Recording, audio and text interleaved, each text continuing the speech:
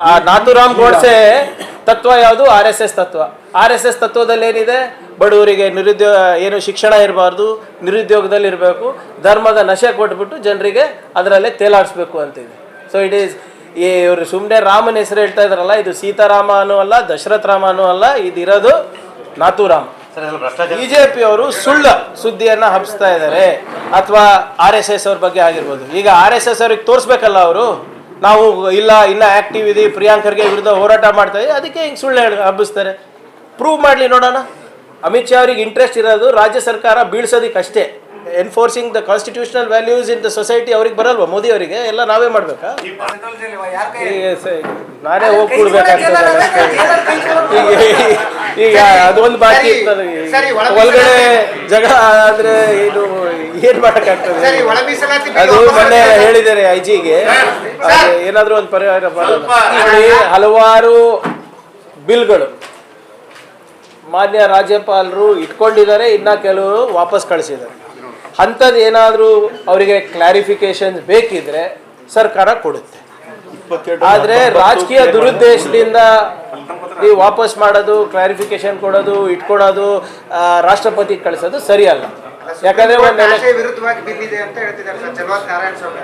ಯಾವುದು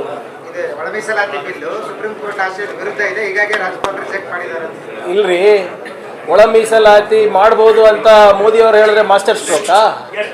supreme court ಅವ್ರ ಆದೇಶ ತಾನೇ ಪಾಲನೆ ಮಾಡಿರೋದು ನಾವು. ಸುಪ್ರೀಂ ಕೋರ್ಟ್ ಅವ್ರು ಏನು ಹೇಳಿರೋದು? ಒಳ ಮೀಸಲಾತಿ ಏನಿದೆ ಸಬ್ಜೆಕ್ಟು, ಅದು ಕೇಂದ್ರದಲ್ಲ, ರಾಜ್ಯ ಅವರೇ ಮಾಡ್ಕೋಬಹುದು. ಅದರ ಆಧಾರದ ಮೇಲೆ ನಾವು ಮಾಡಿದ್ದೀವಿ.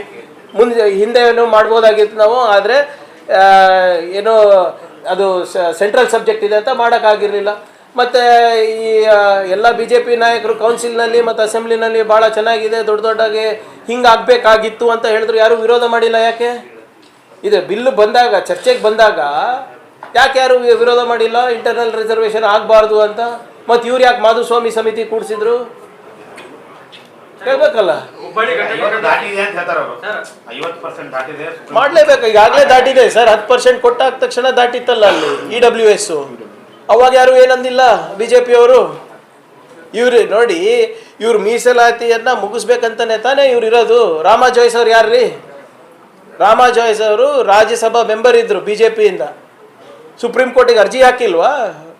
ಅರ್ಬನ್ ಲೋಕಲ್ ಬಾಡಿ ಎಲೆಕ್ಷನ್ಸು, ಪಂಚಾಯತ್ನಲ್ಲೆಲ್ಲ ಮೀಸಲಾತಿ ಇರಬಾರ್ದು ಅಂತ. ಅವಾಗೆಲ್ಲ ಹೋಗಿತ್ತು ಇವ್ರದ್ದು ಪ್ರೀತಿ SC/ST ಮೇಲೆ? ಸುಮ್ಮನೆ ಇವ್ರು ಮಾತಾಡ್ತಾರೆ. ಇವರು ಈ ನಿಮ್ಮ RSS ಅವರು ಮೀಸಲಾತಿ ಪರವಾಗಿದ್ದಾರಾ? ಪಬ್ಲಿಕ್ ಸೆಕ್ಟರ್ ಯೂನಿಟ್ಸ್ನಲ್ಲಿ ಮೀಸಲಾತಿ ಕೊಡ್ತಾ ಇದ್ದಾರಾ? ಸಂಪೂರ್ಣವಾಗಿ ನಿರ್ಣಾಮ ಮಾಡ್ತಾ ಇದ್ದಾರೆ. ಹೈಯರ್ ಎಜುಕೇಷನ್ನಲ್ಲಿ ಈ ವೆಮುಲಾ ಆ್ಯಕ್ಟ್ ತೊಗೊಂಡು ಬರಬೇಕು ಅಂತ ಸೆಂಟ್ರಲ್ ಗೌರ್ಮೆಂಟ್ ಅವರು ಹೇಳಿದ್ರಲ್ಲ, ಮಾಡ್ತೀನಂತ. ಏನೋ ಒಂದು ಏನಾಯಿತು? ಎಲ್ಲನೂ ನಾವೇ ಮಾಡಬೇಕು. ಸಾಮಾಜಿಕ ಜವಾಬ್ದಾರಿ ನಮ್ಮದು, ಆರ್ಥಿಕ ಜವಾಬ್ದಾರಿ ನಮ್ಮದು. ಮೋದಿ ಅವರು ಬರೀ ಮನ್ ಕಿ ಬಾತ್ ಹೇಳಕ್ಕಿದಾರ? Governance does not come to him. Administration, social justice, economic equality, enforcing the constitutional values in the society ಅವ್ರಿಗೆ ಬರಲ್ವಾ? ಮೋದಿ ಅವರಿಗೆ ಎಲ್ಲ ನಾವೇ ಮಾಡಬೇಕಾ?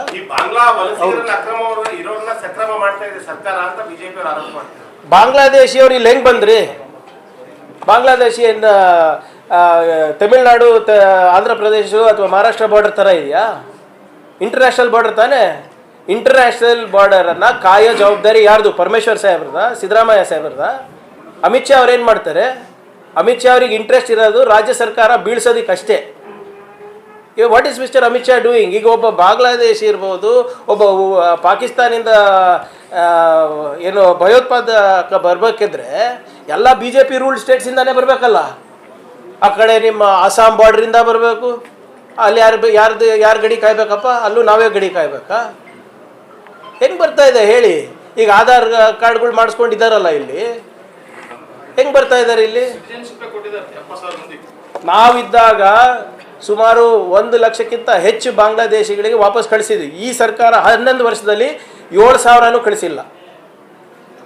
ಇವರು ಹೋಮ್ ಮಿನಿಸ್ಟರ್ ಅಮಿತ್ ಶಾ ಅವರು ಬಿಹಾರ್ ಎಲೆಕ್ಷನ್ನು, ಮಧ್ಯಪ್ರದೇಶ ಎಲೆಕ್ಷನ್ನು, ತಮಿಳುನಾಡು ಹೋಗಿ ಕರ್ನಾಟಕಕ್ಕೆ ಬಂದು ಏನಂತ ಭಾಷಣ ಮಾಡ್ತಾರೆ? ಬಾಂಗ್ಲಾದೇಶಿಗಳು ಬಂದಿದ್ದಾರೆ ಅಂದರೆ ಅರೆ ಹೆಂಗೆ ಬರ್ತಾ ಇದ್ದಾರೆ? ಅದೇನು ಅವ್ರ ಜವಾಬ್ದಾರಿನ ನಮ್ಮ ಜವಾಬ್ದಾರಿನ? ಅತ್ಯಂತ ಅಸಮರ್ಥ ಗೃಹ ಸಚಿವರು ಅಮಿತ್ ಶಾ ಅವರು ಇರೋದು ಬರೇ ಹೆದರ್ಸಕ್ಕೆ, ಬೆದರ್ಸಕ್ಕೆ, IT ED ಯೂಸ್ ಮಾಡಿಬಿಟ್ಟು ಸರ್ಕಾರಗಳನ್ನು ಬೀಳ್ಸಕ್ಕೆ ಮಾತ್ರ ಹೋಮ್ ಮಿನಿಸ್ಟರ್ ಅವರಿದ್ದಾರೆ. ಅದು ಬಿಟ್ಟರೆ ಬೇರೆ ಯಾವ ಕೆಲಸನೂ ಮಾಡೋಕ್ಕೆ ತಯಾರಿಲ್ಲ.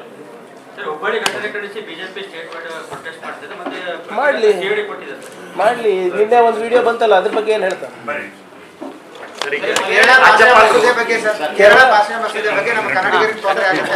ನೋಡಿ. ಅದ್ರ ಬಗ್ಗೆ ಬಹಳ ಸ್ಪಷ್ಟವಾಗಿ ಮಾನ್ಯ ಮುಖ್ಯಮಂತ್ರಿಗಳು ಪತ್ರ ಬರೆದಿದ್ದಾರೆ. ಯಾವುದೇ ಭಾಷೆಯನ್ನ ನೀವು ಏನು ಅಧ್ಯಕ್ಷರ ಇದು ಡ್ರಾಫ್ಟ್ ಬರ್ತಾ ಇದೆ, ನಮ್ಮ ಜಿಲ್ಲಾ ಅಧ್ಯಕ್ಷರ ಕಡೆಯಿಂದಾನೆ ನಾವು ಅಲ್ಲಿ ಅವ್ರಿಗೆ ಕೇಸ್ ಹಾಕ್ಸ್ತಾ ಇದ್ದೀವಿ. ಬಿಜೆಪಿಯವರು ಸುಳ್ಳು ಸುದ್ದಿಯನ್ನ ಹಬ್ಬಿಸ್ತಾ ಇದ್ದಾರೆ. ಅವರ ಒಂದು ಕಾರ್ಖಾನೆನೇ ಇದೆ ಇದು. ನಮಗೆ ನೋಡಿ, ಎಸ್ಪೆಷಲಿ ನನಗೆ ಅವರಿಗೆ ಉತ್ತರ ಕೊಡಕ್ಕೆ ಆಗ್ತಾ ಇಲ್ಲ.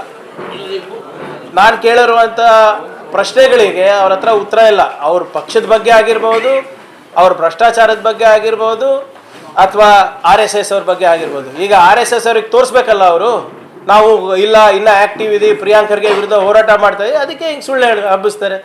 ಪ್ರೂವ್ ಮಾಡಲಿ ನೋಡೋಣ. ರಾಜಕೀಯದ ನಿವೃತ್ತಿ ತಗೋತಾ ಅವ್ರ ಲೀಡರ್ಗಳು, ಪ್ರೂವ್ ಮಾಡಿಬಿಡ್ಲಿ ಅವರು. ಈಗಾಗಲೇ ಇದನ್ನ ಈಗಾಗಲೇ ಮಾನ್ಯ ಮುಖ್ಯಮಂತ್ರಿಗಳು ತಮಗೂ ಮಾಧ್ಯಮ ಸ್ನೇಹಿತರಿಗೆ ಎಲ್ಲರಿಗೂ ಹೇಳಿದ್ದಾರೆ. ಮೊದಲನೇದಾಗಿ ಒಂದು ಕ್ಯಾಬಿನೆಟ್ ರೆಸಲ್ಯೂಷನನ್ನು ಮಾಡಿ ನಾವು ಇದು ತಿರಸ್ಕಾರ ಮಾಡಿದ್ದೀವಿ. This is anti constitutional, this is against article 21 right to livelihood ವಿರುದ್ಧ ಇದೆ, ಆರ್ಟಿಕಲ್ 280, ಆರ್ಟಿಕಲ್ 258 ವಿರುದ್ಧವಾಗಿ ಇದನ್ನು ನೀವು ಮಾಡಿದ್ದೀವಿ ಅಂತ ಆಗಲೇ ಕ್ಯಾಬಿನೆಟ್ ರೆಸಲ್ಯೂಷನನ್ನು ಮೂವ್ ಮಾಡಿದ್ದೀವಿ. ಅದ್ರ ಜೊತೆಗೆ ಒಂದು ವಿಶೇಷವಾದಂಥ ಸಭೆ ಕೂಡ, ಅಧಿವೇಶನ ಕರಿಬೇಕು ಅಂತ ಕೂಡ ತೀರ್ಮಾನ ಆಗಿದೆ. 2 ದಿನದ್ದು ಚರ್ಚೆ ಮಾಡೋಣ. ಅವ್ರ ಬಗ್ಗೆ ಪ್ರತಿಪಾದನೆ, ಅದ್ರ ಬಗ್ಗೆ ಪ್ರತಿಪಾದನೆ ಮಾಡಲಿ, ನಾವು ಇದ್ರ ಬಗ್ಗೆ ಪ್ರತಿಪಾದನೆ ಮಾಡ್ತೀವಿ. ಅದ್ರ ಜೊತೆಗೆ ನಾವು ಕಾನೂನಾತ್ಮಕ ಹೋರಾಟ ಕೂಡ ನಮ್ಮ ಇಲಾಖೆಯಿಂದ ನಡೆಯಲಿದೆ. ಮತ್ತು ನೀವು ಹೇಳಿದಾಗೆ ಎಲ್ಲ ಸ್ಟೇಕ್ ಹೋಲ್ಡರ್ಸ್ ಯಾರ್ಯಾರು ಸಂಘಟನೆಗಳಿದ್ದಾರೆ, ಮತ್ತು ಸಂಘಗಳಿವೆ, ಮಹಿಳಾ ಸಂಘಗಳಿವೆ, ನೌಕರರಿದ್ದಾರೆ, ಮನ್ರೇಗಾ ವರ್ಕರ್ಸ್ ಯಾರ್ಯಾರು ಇರ್ತಾರೆ, ಅವ್ರಿಗೆಲ್ಲರಿಗೂ ಕರೆಸಿ ಮಾನ್ಯ ಮುಖ್ಯಮಂತ್ರಿಗಳು ಉಪಮುಖ್ಯಮಂತ್ರಿಗಳು ಸಭೆ ನಡೆಸಿ ಮುಂದಿನ ಹೋರಾಟ ಯಾವ ರೀತಿ ಮಾಡಬೇಕು ನಾವು ಒಂದು ನೀಲಿ ನಕ್ಷೆಯನ್ನು ನಾವು ಹಾಕೋತೀವಿ. ಆದರೆ ಯಾವ ರೀತಿ ಆ 3 ಕೃಷಿ ಕಾಯ್ದೆಗಳು ಹಿಂಪಡೆದ್ರು, ಅದೇ ರೀತಿ ಇದನ್ನು ಕೂಡ ಹಿಂಪಡೆಯೋದ್ರಲ್ಲಿ ಯಾವುದೇ ರೀತಿಯಾದಂಥ ಅನುಮಾನ ಇಲ್ಲ. ಇದರಲ್ಲಿ ಅವರು ನೋಡ್ರಿ, ಅದು ಗಾಂಧಿರಾಮ ಅಲ್ಲ. ಎಷ್ಟು ಭಾಳ ಅವರು ರಾಮ ತರಬೇಕಂದ್ಬಿಟ್ಟು ಗ್ರಾಮನೇ ಸ್ಪ್ಲಿಟ್ ಮಾಡಿಬಿಟ್ಟಿದ್ದಾರೆ. ರಾಮ್ಜಿ, ಆದರೆ ಇದು ಸೀತಾರಾಮ ಅಲ್ಲ, ದಶರಥನ ರಾಮ ಅಲ್ಲ, ಇದು ನಾಥೂರಾಮ ಗೋಡ್ಸೆ. ನಾಥೂರಾಮ್ ಗೋಡ್ಸೆ ತತ್ವ ಯಾವುದು? RSS ತತ್ವ. RSS ತತ್ವದಲ್ಲಿ ಏನಿದೆ? ಬಡವರಿಗೆ ಶಿಕ್ಷಣ ಇರಬಾರ್ದು, ನಿರುದ್ಯೋಗದಲ್ಲಿ ಇರಬೇಕು, ಧರ್ಮದ ನಶೆ ಕೊಟ್ಬಿಟ್ಟು ಜನರಿಗೆ ಅದರಲ್ಲೇ ತೇಲಾಡಿಸ್ಬೇಕು ಅಂತಿದೆ. ಸೊ ಇಟ್ ಈಸ್ ಇವರು ಸುಮ್ಮನೆ ರಾಮನ ಹೆಸರು ಹೇಳ್ತಾ ಇದ್ರಲ್ಲ, ಇದು ಸೀತಾರಾಮನೂ ಅಲ್ಲ, ದಶರಥ ರಾಮನೂ ಅಲ್ಲ, ಇದಿರೋದು ನಾಥೂರಾಮ್. ಭ್ರಷ್ಟಾಚಾರ ಸಾಧ್ಯ ಆಗಲ್ಲ, ಅದಕ್ಕೆ ಕಾಂಗ್ರೆಸ್ ವಿರೋಧ ಮಾಡ್ತಾ ಇದ್ದಾರೆ. ಆದರೆ ಈಗ ಪ್ರಧಾನ ಮಂತ್ರಿ ಕೌಶಲ್ಯ ವಿಕಾಸ್ ಯೋಜನಾನಲ್ಲಿ 14,500 ಕೋಟಿ ರೂಪಾಯಿ ಭ್ರಷ್ಟಾಚಾರ ನಡೆದಿದೆ ಅಂದ್ಬಿಟ್ಟು CAG ರಿಪೋರ್ಟ್ ಇದೆ. ಅಂದರೆ ಇವರು ಇಲಾಖೆ ಬಂದ್ ಮಾಡ್ತಾರಾ? ಈಗ ನಿಮ್ಗೆ ನೆಗಡೆ ಬಂದಿದೆ, ಶೀತ ಬಂದಿದೆ ಅಂದ ತಕ್ಷಣ ನೀವು ಮೂಗು ಕುಯ್ಕೋತೀರಾ, ಪರಿಹಾರ ಹುಡುಕ್ತೀರಾ. ಆಮೇಲೆ 12 ಕೋಟಿ ಜನ ಪ್ರತಿ ದಿನ 12 ಕೋಟಿ ಜನ ಪ್ರತಿದಿನ ಕೆಲಸ ಮಾಡ್ತಾರೆ. ಇದರಲ್ಲಿ ಕೋಟ್ಯಾಂತರ ಮಾನವ ದಿನಗಳು ಸೃಷ್ಟಿ ಆಗ್ತದೆ. ಲಕ್ಷಾಂತರ ನಿಮ್ಮ ಗ್ರಾಮೀಣ ಮಟ್ಟದಲ್ಲಿ ಆಸ್ತಿ ಸೃಜನೆ ಆಗ್ತಾ ಇದೆ. ಸಣ್ಣ ಪುಟ್ಟ ಏನಾದರೂ ಕಂಪ್ಲೇಂಟ್ ಬರೋದು ಸಹಜ ಅಲ್ಲ. ಆಯಿತು, ಈಗ ಇದು 20 ವರ್ಷ ಆಯಿತು, ಇವ್ರು ಬಂದು 11 ವರ್ಷ ಆಯಿತು.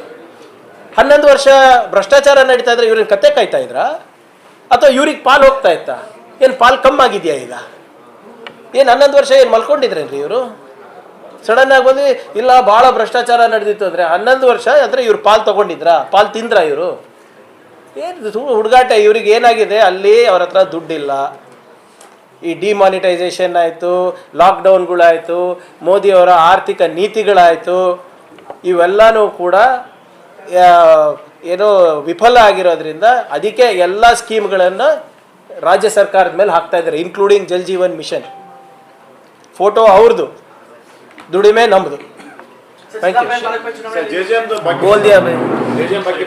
ಇರಲಿಲ್ಲ ಇವರೇ. ಈಗ ನೋಡಿ, ಇದನ್ನ ನಾನು ಸದನದಲ್ಲೇ ಉತ್ತರ ನೀಡಿದ್ದೇನೆ ಇದ್ರ ಬಗ್ಗೆ.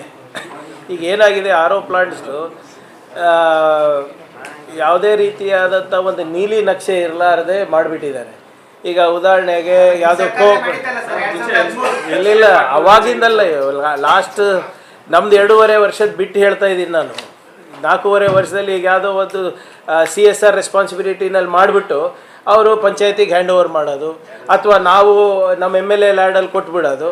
ಅದಕ್ಕೆ ಮೇಂಟೆನೆನ್ಸ್ಗೆ ನೀಲಿ ನಕ್ಷೆನೇ ಹಾಕಿರಲಿಲ್ಲ. ಈಗ ನಾವು ಬಂದ ಮೇಲೆ ಏನು ಎಲ್ಲ ಕಂಪನಿಗಳು ಇದೆ, ಯಾವುದು ನಿಮ್ಮ ಆಕ್ವಾಫಿನಾ ಇರ್ಬೋದು, ಕೆಂಟ್ ಇರ್ಬೋದು, ಈ ಕೋಕಾ ಕೋಲಾ ಅವ್ರದ್ದು ಒಂದು ಇದೆ, ಅವರು ಬಿಸ್ಲರಿ ಎಲ್ಲರಿಗೂ ಕರೆದು ಮಾತಾಡಿಸಿದ್ದೀನಿ. ಯಾರೂ ಕೂಡ ಮೇಂಟೆನೆನ್ಸ್ ಅಲಾಂಗ್ ವಿತ್ ಇದು ಎಲ್ಲ ಮೇಂಟೆನೆನ್ಸ್ ಆಪ್ರೇಷನ್ ಆ್ಯಂಡ್ ಮೇಂಟೆನೆನ್ಸ್ ತೊಗೊಳಕ್ಕೆ ಜವಾಬ್ದಾರಿ ತೊಗೊತಾ ಇಲ್ಲ. ಎಲ್ಲರೂ ಕೂಡ ಅವರ ಪ್ರಾಡಕ್ಟನ್ನು ಮಾರ್ಲಿಕ್ಕೆ ಮಾತ್ರ ಆಸಕ್ತಿ ತೋರಿಸ್ತಾ ಇದ್ದಾರೆ. ಅದಕ್ಕೆ ನಾವು ಅದನ್ನು ಹಾಲ್ಟ್ ಮಾಡಿದ್ದೀವಿ. ಇದನ್ನು ಒಂದು ಸಮರ್ಪಕವಾದಂಥ ಒಂದು ಏನು ನೀಲಿ ನಕ್ಷೆ ಇರಲಾರ್ದೆ ಇತ್ತಂದರೆ ಮತ್ತು ಅದೇ ಆಗುತ್ತೆ. ಈಗ ಮೊನ್ನೆ ಸದನದಲ್ಲೂ ಕೂಡ ಕೆಲವು ನಮ್ಮ ಶಾಸಕರು ಇದನ್ನು ಪಾಯಿಂಟ್ಔಟ್ ಮಾಡಿದರು. ನಾನು ಟೈಮ್ ಕೇಳಿದ್ದೀನಿ, ನಮ್ಗೆ ಇನ್ನೂ ಒಂದು 3-4 ತಿಂಗಳು ಬರೀ ನೀಲಿ ನಕ್ಷೆ ಹಾಕೋಕ್ಕೆ ಬರುತ್ತೆ, ಬೇಕಾಗ್ತದೆ. ಕಳೆದ 1.5 ವರ್ಷದಿಂದ ಒಂದು ಪ್ರಯತ್ನ ನಡೆಸಿದ್ದೀನಿ, ಆದರೆ ಯಾರೂ ಕೂಡ ಮುಂದೆ ಬರ್ತಾ ಇಲ್ಲ. ಖಾಸಗಿ ಸಂಸ್ಥೆಗಳು ವಿತೌಟ್ ಆಪ್ರೇಷನ್ ಆ್ಯಂಡ್ ಮೇಂಟೆನೆನ್ಸು ನಾವು RO ಪ್ಲಾಂಟ್ಗಳು ಮಾಡೋಕ್ಕಾಗೋದಿಲ್ಲ. ಸೊ ಅದಕ್ಕೆ please give me some time. ಒಂದು ಬ್ಲೂ ಪ್ರಿಂಟ್ ರೆಡಿ ಮಾಡಿ ಬರೀ RO ಪ್ಲಾಂಟ್ ಸ್ಥಾಪನೆ ಅಲ್ಲ, ಅವ್ರು ಏನು ಮಾಡ್ತಾರೆ, ಈಗ ನಮ್ಮ ಮುತ್ಯ ಹೆಸರಲ್ಲೋ ತಂದೆ ಹೆಸರಲ್ಲೋ ಮಾಡಿಸ್ಬಿಡೋದು, ಗ್ರಾಮ ಪಂಚಾಯತ್ ಅವ್ರಿಗೆ ಕರೆಸೋದು, ಫೋಟೋ ತೆಗೆಸ್ಕೊಂಡು ಹೋಗೋದು. 6 ತಿಂಗಳಾದಮೇಲೆ ಆ ಮೆಂಬ್ರೇನ್ ಹೋಗುತ್ತೆ, ಫಿಲ್ಟ್ರೇಷನ್ ಪ್ರೊಸೆಸ್ ಹಾಳಾಗ್ತದೆ, ಅದಕ್ಕೆ ಒಂದು 5-6 ಸಾವಿರ ಬೇಕಾಗ್ತದೆ. ಪಂಚಾಯತ್ ಅವ್ರ ಆದ್ಯತೆ ಬೇರೆ ಇರುತ್ತೆ. ಸೊ ಅವರು ಮೇಂಟೆನೆನ್ಸ್ ಮಾಡ್ತಾ ಇಲ್ಲ. ಸರ್ ನಾವು ಮಾಡಿಲ್ಲ, ಅವರು ಯಾರೋ ಕೋಆಪ್ರೇಟಿವ್ KMF ಅವ್ರು ಕೊಟ್ಟಿದ್ದು ನಮಗೆ, ಈ ಸಂಸ್ಥೆ ಮಾಡಿಕೊಟ್ಟಿದ್ದು, ಆ ಸಂಸ್ಥೆ ಮಾಡಿಕೊಟ್ಟಿದ್ದು ಅಂದ್ಬಿಟ್ಟು ಹೇಳ್ಬಿಟ್ಟು ಹೋಗ್ಲತ್ತಾರೆ. ಸೊ ಅದರಿಂದ we need some time, we are examining every project. ಆಮೇಲೆ ಬೇರೆ ಬೇರೆ ತಂತ್ರಜ್ಞಾನ ಕೂಡ ಬಂದಿದೆ ಈಗ ಕುಡಿಯೋ ನೀರಿಂದ, ಎಸ್ಪೆಷಲಿ ಬಯಾಲಜಿಕಲ್ಲು, ಕೆಮಿಕಲ್ ಕಂಟ್ಯಾಮಿನೇಷನ್ನು, ಮತ್ತು ನೀರನ್ನು ಈಗ ಸೀ ವಾಟರ್ ಸೆಲೆನಿಟಿ ಬಗ್ಗೆ ಇರ್ಬೋದು, ಅಥವಾ ಗಾಳಿಯಿಂದ ನೀರು ಮಾಡ್ತಾ ಇರೋದು, ಇವೆಲ್ಲನೂ ಕೂಡ ನಾವು ಒಂದು ವಾಟರ್ ಚಾಲೆಂಜ್ ಅಂದ್ಬಿಟ್ಟು ನಾವು ಒಂದು ಶೃಂಗ ಕೂಡ ಮಾಡಿ ಅದರಲ್ಲಿ 13 ಜನನ ನಾವು ಸೆಲೆಕ್ಟ್ ಮಾಡಿದ್ದೀವಿ. ಅದು ಪ್ರಾಯೋಗಿಕವಾಗಿ ಕೆಲವು ಕಡೆ ನಡೀತಾ ಇದೆ. ಅದೇನಾದರೂ ಸಕ್ಸಸ್ ಆದರೆ ಈ ಪ್ರಯೋಗಗಳನ್ನು ನಾವು ಅದನ್ನು ಸ್ಕೇಲಲ್ಲಿ ನಾವು ತೊಗೊಳಕ್ಕೂ ತಯಾರಿದ್ದೇವೆ. ಇವತ್ತು ನೀರನ್ನು